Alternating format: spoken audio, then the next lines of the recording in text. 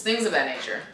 So when I was writing my intention for this trip to Cielo Wine, especially after finding out that my mom was going to go too, I started thinking about my original purpose and how it had kind of shifted, but then also interestingly,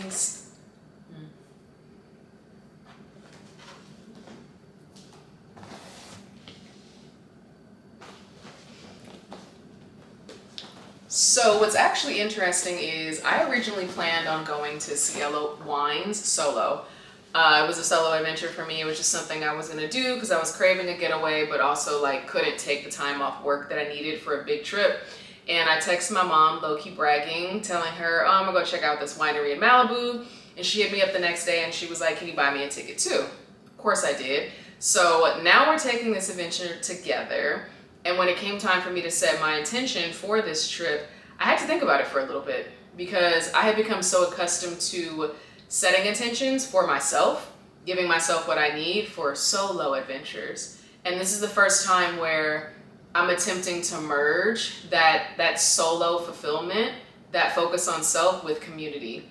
And it's such a beautiful intersection when you consider it, especially with me and my mom, coming from two different generations. She's born in the 60s, I'm born in the 80s, and realizing that her definition of leisure, based on the time period in which she grew up, is crazy different from my definition of leisure. Like, when I think of my mom, when I think back on my childhood and I think of my mom, she was always busy. She was cooking, she was cleaning, she was working out, she was helping us with our homework. She was never not moving. The only time I think she got to herself, at least that I know of, was like the wee hours of the morning, because my mom got up crazy early, like 3 a.m. That was her me time, and then me and my brothers were up shortly thereafter. And for me, not so much. First and foremost, I'm not getting up at 3 a.m. unless you're paying me to. I love sleeping in, I love my sleep, I love my bed, and growing up, that was considered lazy, right? Because it's just a generational difference. For me, it was like, why am I getting out of bed if I don't need to be somewhere right now? I can still get all the things done that I need to get done. And I stayed that way all the way through college, through my early 20s. Now I get paid to wake up early, so I wake up much earlier now. But we just had these two different ideas of what leisure was, what its purpose was, how you were permitted to enjoy leisure. My goodness, especially as a woman. If you only knew how many conversations I had to have, how many lectures I received about how women were supposed to do X, Y, and Z in order to end up in a happy relationship. If you only knew how many times I heard, why are you laying in the bed? You need to get up. Cooking, cleaning, blah, blah, blah, because no one wants a nasty woman. Nobody wants a woman who doesn't know how to cook. And these are just all generational norms, right? Being passed down from generation to generation, from woman to woman to woman. And all of that has started to shift now that my mom and I both enjoy wine culture.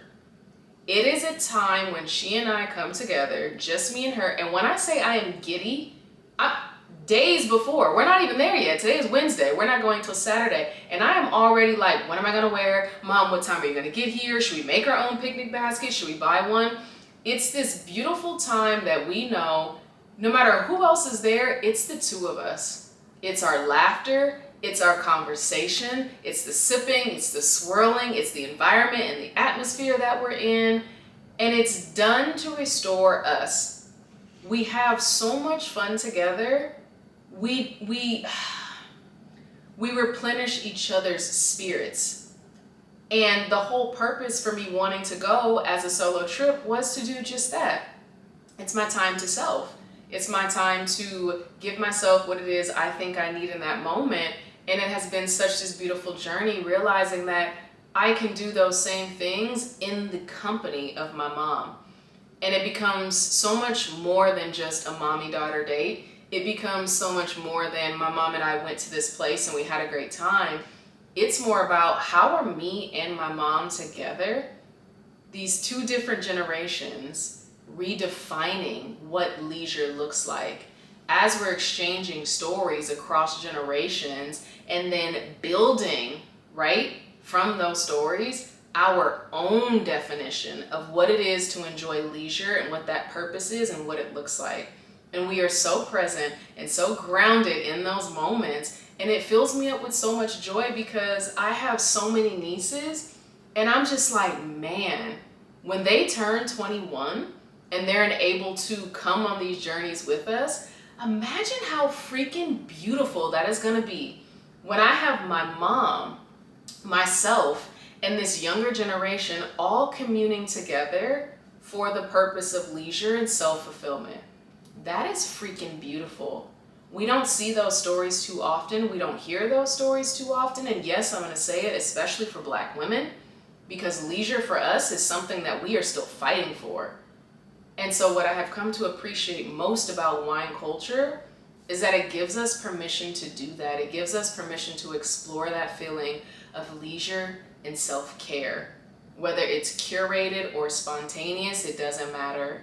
And I love that it's happening across generations. I love that wine culture has opened up this space for us to say, forget the chaos, forget the noise, forget work, forget the socio-political crisis that we're dealing with every single day. Let's take all of that and say, yeah, it's still happening. But in this moment, what we have right now is a way of grounding ourselves, is a way of healing ourselves and restoring ourselves. So when we get back out into that space, we are still giving out love and light because we are taking care of self first. We're not trying to fight all of those battles. And I am beyond grateful, because I know it's not true for everyone, to have a relationship with my mom where we can do that together.